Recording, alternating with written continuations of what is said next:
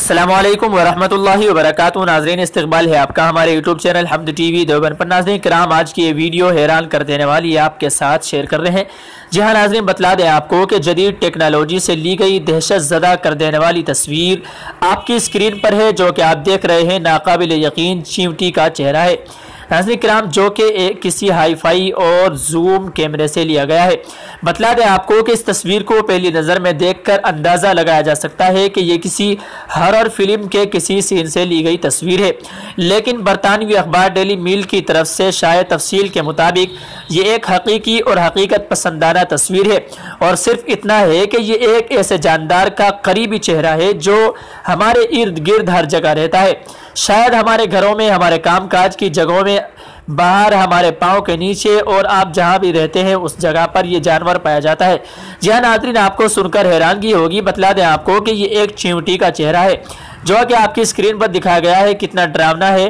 بتلا دیں آپ کو کہ لتھوانیائی فوٹوگرافر ڈاکٹر یوجینیس کاولیاؤسکاس نے ایک خور دوربین کے نیچے 5 بار بڑھی ہوئی چیونٹی کے سنیپ شاٹس کیچ کیے اور اس کی سرخ آنکھوں اور پراسرار چہرے کو غیر معمولی تفصیل سے ظاہر کر دیا۔ بتلا دیں آپ کو کہ اس تصویر کو Nikon small world photo micro گرافی مقابلے میں 57 باقی شاٹس میں سے ایک کے طور پر منتخب کیا گیا تھا۔ اس مقابلے میں فوٹوگرافر گریگوری ٹیمن نے دن کے وقت مڈغاسکر گیگو کے ایک جنین ہاتھ کے اپنے شاندار پورٹریٹ کے لیے پہلا انعام جیتا تھا۔ بتلا دیں آپ کو کہ خالق کے شاہکاروں سے مسحور ڈاکٹر کاولیاؤسکاس نے بتایا کہ کسی طرح انہوں نے لتھوانیا میں اپنے گھر کے قریب ایک جنگل میں چیونٹی کی حیران کن تصویر لی ہے۔ انہوں نے کہا کہ میں ہمیشہ تفصیلات، سائے اور اندیکھے زاویے کی تلاش میں رہتا ہوں، کیونکہ میں فوٹوگرافی کا بنیادی مقصد ایک دریافت کنندہ کے طور پر دیکھتا ہوں۔ انہوں نے مزید کہا کہ ایسا کر کے میں خالق کے شاہکاروں سے متوجہ ہو رہا ہوں۔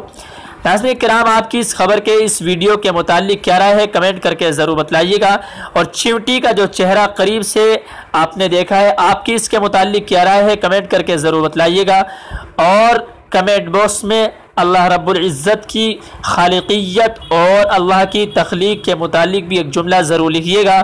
السلام علیکم ورحمۃ اللہ وبرکاتہ۔